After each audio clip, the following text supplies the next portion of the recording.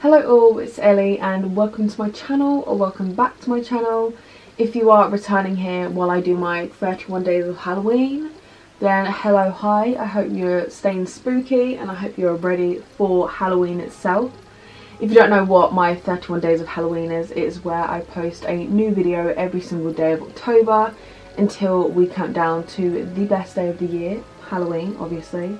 If you enjoy all things scary, crime and horror, be sure to subscribe and check out some of my other videos. Today's video we will be talking about first dates that ended in murder. Now, in recent years, online dating has become so popular that many people believe that it is the only way to find love nowadays, with social media being an absolute everyday thing. Do people actually really know kind of the danger that is out there and how seriously scary it can be meeting people online? With that in mind, for today's case we'll be talking about some instances where online dating actually took a rather violent turn. Just a disclaimer, before we get into this video, I do just want to let everyone know, even though these are a load of mini little crime cases in one and it is a part of my fun countdown to Halloween, I do not mean any disrespect to anyone I talk about in this case, anyone that is affected or involved in this case. I just really enjoy crime and horror and put them up here on my channel on YouTube. If for some reason you are affected by any of the topics I may talk about in this video,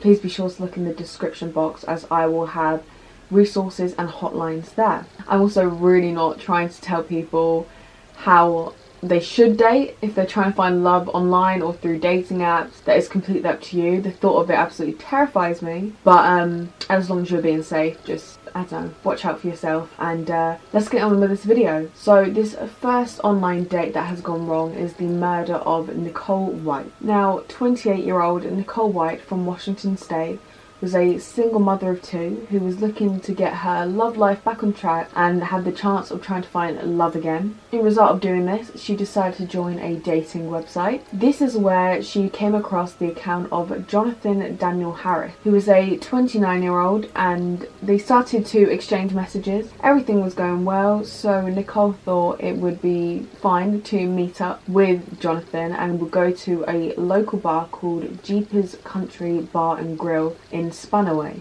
It was there where the plan was to get to know each other over a few drinks. Witnesses did actually see Nicole and Jonathan leave the bar together in Nicole's car, but she never actually made it home. Nicole was reported missing by her mother on June 6th, 2015, after nobody could get hold of her even though they knew that she had been on a date the day before. On June 9th, Nicole's car was found down an embankment in Graham, wedged between several trees, and sadly a few days later her body was discovered by police search dogs in a wooded area. She was wrapped in tarpaulin and was severely decomposed. Police knew that the last person that she was with was Jonathan, so they decided that he was the first person they would have to look at for answers. They found out that when they left the bar, Jonathan drove Nicole back to his place, and it was here where he would actually beat her to death. He then drove her car into a wooded area to dispose of her body, and then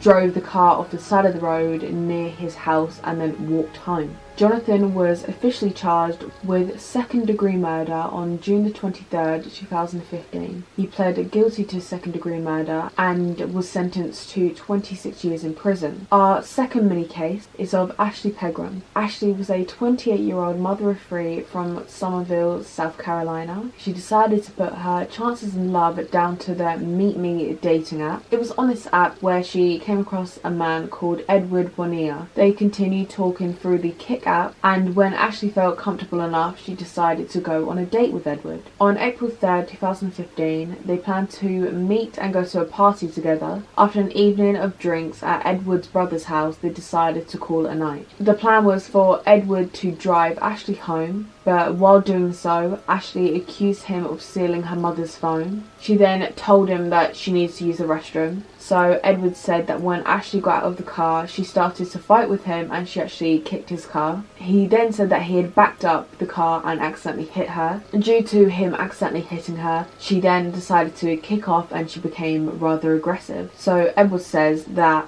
with this, he had to restrain her, and in doing so he accidentally strangled her. He then said how he panicked and he left the body on the side of the road, but would later come back with a van to move her body. But before loading her body into the van, he taped a plastic bag over her head because it was bleeding.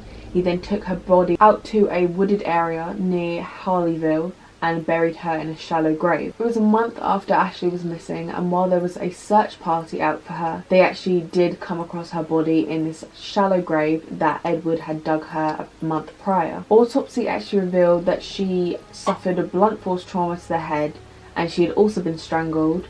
There was alcohol and muscle relaxing drugs that were found in her bloodstream, but due to the state of decomposition, examiners were actually unable to tell if she had been sexually assaulted. In April 2016, Edward was found guilty for the murder of Ashley Pegram and was sentenced to life in prison without possibility of parole. Our third story is of Ashley Hillary. He was a 27-year-old single father from Florida. He was known as being a very selfless and charming man who was an excellent athlete and had many goals in life. He joined the dating app Plenty of Fish and met Elliie Bustos or Bustos, I'm not sure what her last name is, but they exchanged messages and planned to go on a date together. They enjoyed a night of bowling, and then they went back to Adams and hung out there for a bit before he took Haley home. It was that night that she then texted him saying, "I had a good time, I want to see you again."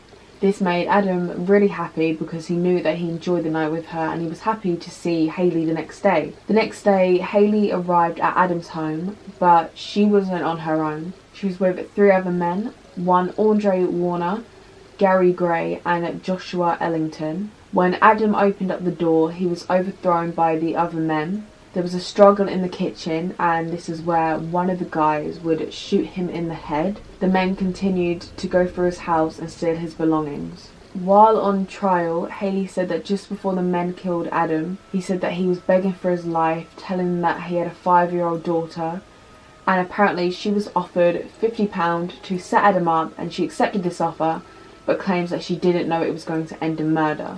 The police found Adam's body on August the 19th in his house, and on August the 22nd, police arrested all 4 of them, including Haley. There is actually still an active case with this right now, so although I don't know what charges 3 of the men got and Haley, but I do know that Andre Warner was found guilty of first-degree murder, armed robbery and conspiracy in armed burglary. Our next mini case is of Sharon Simmons. Sharon was a 29-year-old single parent who had split from her longtime partner for 3 years, and she was ready to find love again. She joined the dating site Plenty of Fish, where she started talking to a 30-year-old Jason John Dinsley. He was actually a convicted rapist who served 6 years in prison for his crime and was released 8 months earlier, but obviously Sharon did not know this at the time. Jason was a grieving romantic who hadn't been in a relationship since the death of his fiancée from a car crash 7 years earlier. Jason seemed like the type of guy who was friendly, so when his profile matched Sharon's, she was happy about it, and he lived nearby, so they started to exchange messages. After flirty messages were sent from both sides, they decided to meet on January the 19th. But when Jason turned up, his profile image did not match the person that she was now talking to. He was apparently a dirty man with bad teeth, and Sharon actually felt sorry for him, but also a little too embarrassed to be seen in public with him. So instead of going out to eat, she decided to invite him back to hers for coffee, and then she would drop him back at the station. As this date went on, she became increasingly uneasy and secretly arranged for a friend to call her, saying that her son was sick and she needed to go and get him urgently. She then drove Jason to the train station and hoped that would be the last time she ever saw him. But sadly this was not the case, because on the 6th of April around 2 AM, Jason claimed that he had had an anxiety attack and then decided to go for a walk. He recognised Sharon's house and then started to think about all the times in life he's been rejected, and while in this rage he decided to do something about it. He actually walked back to his home that was almost 2 miles away. he grabbed a cricket bat before returning to Sharon's house and breaking in. He climbed through a window in the back room and then confronted Sharon. Jason then hit her in the head with the bat and she fell to the ground. It's noted that he was actually swinging this bat from above his head with both hands down to the ground where her head was. Sharon was screaming before Jason covered her mouth and told her to shut up. He then forced her into the bedroom, but before this happened she quickly checked on her son, who woke up due to the noise. Jason then said that Sharon needed to do as he said or he was going to kill her and her son. He held a pocket knife to Sharon's throat and attempted to rape her, but he couldn't get an erection. He then beat her to death with a cricket bat. He also then walked home but made a stop on his journey to bin his bloody shoes. Sharon's body wasn't found till around 10:30 a.m. the next day, when a concerned friend, Anna Bruce, drove to her house after she failed to return her calls and messages. When Anna opened up the back door and walked into the kitchen, she saw that Sharon's son was there and he was still wearing his pajamas. Anna asked the boy, "Where's mummy?" He replied with "Mummy's up there," while pointing up at the passageway. Anna then noticed that there was blood on the floor and against the door. She asked the boy where the blood came from, and then the boy replied saying, "There was a man that came last night and bashed mummy with a baseball bat." And this next line is honestly so sad. This poor boy said that "Mummy won't wake up to give me breakfast." Anna then went downstairs and got her boyfriend to check the bedroom as she didn't want to go in. This is where he found Sharon lying on the floor with a blanket covering her legs and hips. Jason Dinsley pled guilty to the charges of murder and attempted rape and aggravated burglary. He was sentenced to life in prison, and I really do hope that he stays there forever and he rots. You freely just took that woman's life away, and the poor boy, like, around 4 years old, the brain is obviously developed enough where you can recall situations. Like, I have memories in my head that are as early as 3 years old, but seeing something so traumatic at 4 years old and knowing that your mum had a head bashed in, the fact that he was like, "Oh, it's mum's blood and she won't get up." This Jason guy is completely, I don't know, just ruined this poor child. And yeah, that pretty much wraps up today's video. If you enjoyed it, please be sure to like, comment, share and subscribe. Remember that I am posting a video every single day of October, so be sure to join my countdown. If you have any other crime cases or videos you would like me to look into, please feel free to comment them below. Remember to stay spooky, stay safe, and I will see you in tomorrow's video.